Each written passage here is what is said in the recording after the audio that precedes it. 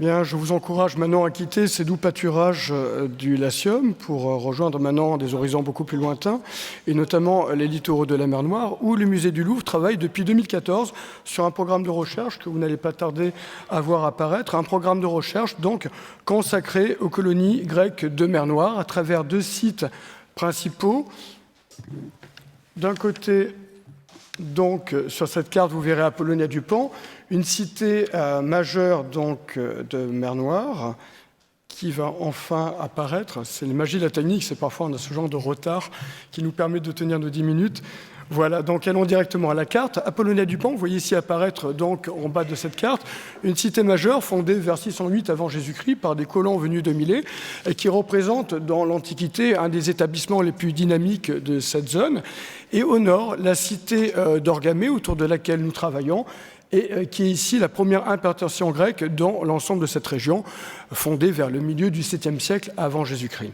Eh bien, ce travail, là aussi, comme l'a dit Dominique Garcia, nous le menons en collaboration avec des instituts locaux, notamment l'Institut national d'archéologie à travers Cristina Panayotova, ici présente, ou l'Académie roumaine de Bucarest avec Vassili Kanoglu,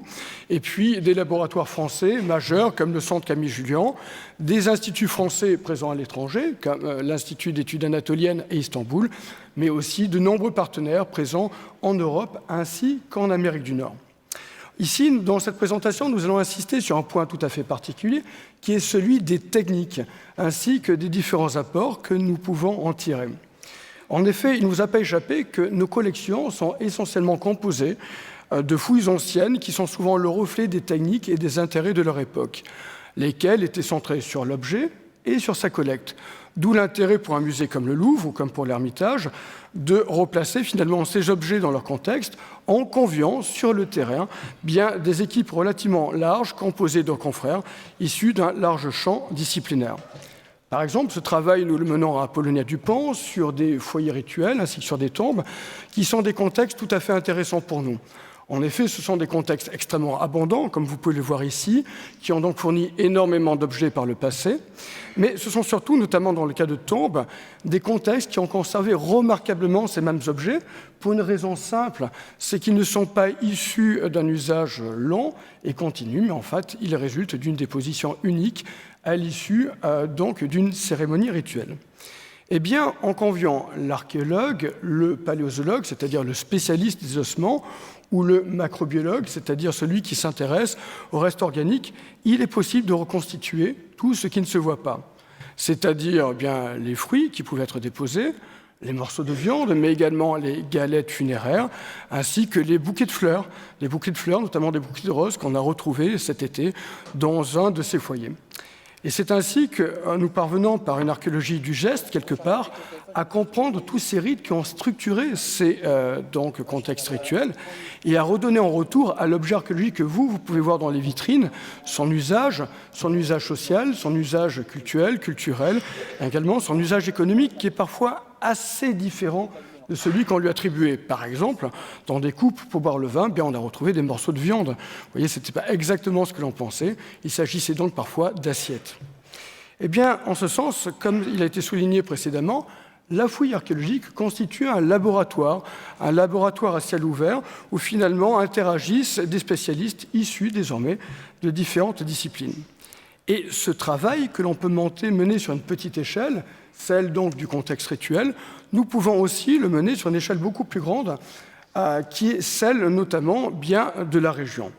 Par exemple, baladons-nous à Apollonia du Pan, une fois encore, où le consul Alexandre de Grand a fouillé en 1904, léguant au musée du Louvre la moitié de ses œuvres. Eh bien, Alexandre de Grand a fouillé sur différents sites archéologiques dont nous ne percevons pas toujours finalement la relation qui les unissait, ni même le contexte global qui était le leur. Eh bien, désormais, avec des techniques comme la numérisation du terrain en 3 dimensions, par laser embarqué sur hélicoptère, le fameux LIDAR, eh bien, il est possible de reconstituer de façon assez rapide, peut-on dire, la trame des paysages antiques en découvrant les terrasses agricoles, les tumuli, mais également les édifices ruraux qui finalement ponctuaient cet espace colonial, ces paysages coloniaux qui entouraient l'ancienne cité antique.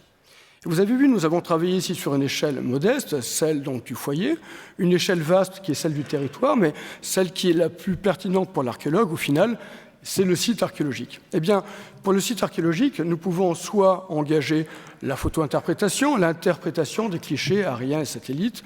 une technique, vous me direz, déjà assez ancienne, vous la connaissez bien, où vous en êtes relativement familier, mais qui permet en tout cas de dévoiler la trame de cet établissement archaïque de Karaburun à Chaksuat, où nous travaillons donc en Roumanie. Mais par d'autres moyens, cette fois-ci beaucoup plus récents, nous pouvons dévoiler donc tout ce qui se trouve sous la terre sans mettre en place des méthodes invasives et destructives. Évidemment, ces reflets que vous avez ici de bâtiments ne sont pas encore datés, ils ne sont pas encore caractérisés. Donc nous devons quand même intervenir. Néanmoins, par l'effort de nos doctorants ici présents dans la salle, nous pouvons déjà accélérer donc notre étude sur le terrain. Et finalement, derrière cette accélération, bien, il est possible d'avoir un enregistrement beaucoup plus précis des structures. Par exemple, ici, vous voyez l'édifice rural de Messerité 4,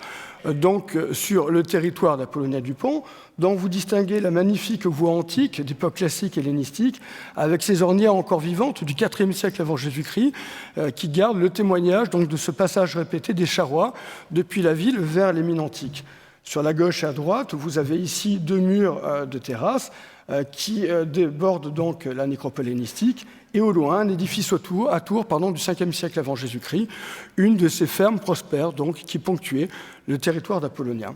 Eh bien, grâce à ce magnifique appareil, qui est le drone notamment, eh bien, on peut prendre désormais des photos en stéréo de façon beaucoup plus simple et avoir ainsi une reconstitution en 3D, une archive de ces fouilles archéologiques, des archives qui restent à un moment X de la recherche. Autre méthode, par exemple, eh bien, l'utilisation d'un laser terrestre, le fameux LIDAR, sur une nécropole tumulaire du IIIe siècle avant Jésus-Christ, un travail que nous avons mené ici au mois d'août. Eh bien, vous voyez,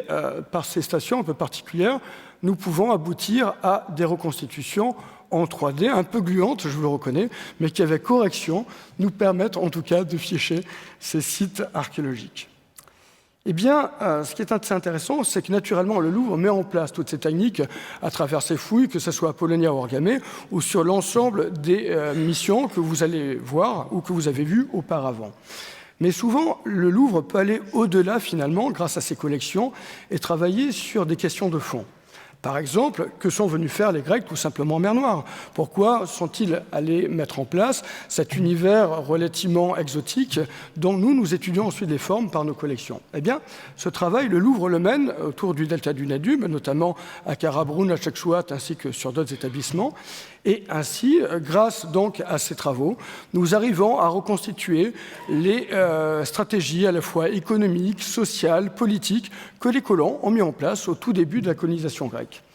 Et ceci dit, ceci nous permet d'aller plus loin parce que par l'étude de ces contextes, nous pouvons préciser la chronologie de notre matériel que parfois nous corrigeons et par l'étude également des matériaux, comme par exemple de l'argile qui compose les tuiles, les éléments tectoniques ou les vases, eh bien nous arrivons à préciser aussi l'origine des vases. Par exemple, de nos jours, nous opérons une dissociation bien plus grande entre un style, qu'il soit attique, corinthien, ionien, tout ce que vous pouvez lire sur les cartels, et une origine réelle de ces vases. En effet, une des découvertes majeures, bien, ce sont ces ateliers qui se dispersent beaucoup plus vite, de façon beaucoup plus dynamique dans cet espace grec, des confins, qu'ils soient celui de la mer Noire ou de la Grande Grèce, avec des productions de grande qualité qui parfois structurent nos collections. Et c'est ainsi que le Louvre, en tout cas, engage ce dialogue permanent entre ses fouilles archéologiques et ses collections, et par ces fouilles, justement, renouvelle la connaissance et le regard qu'il a de ses propres collections. Je vous remercie.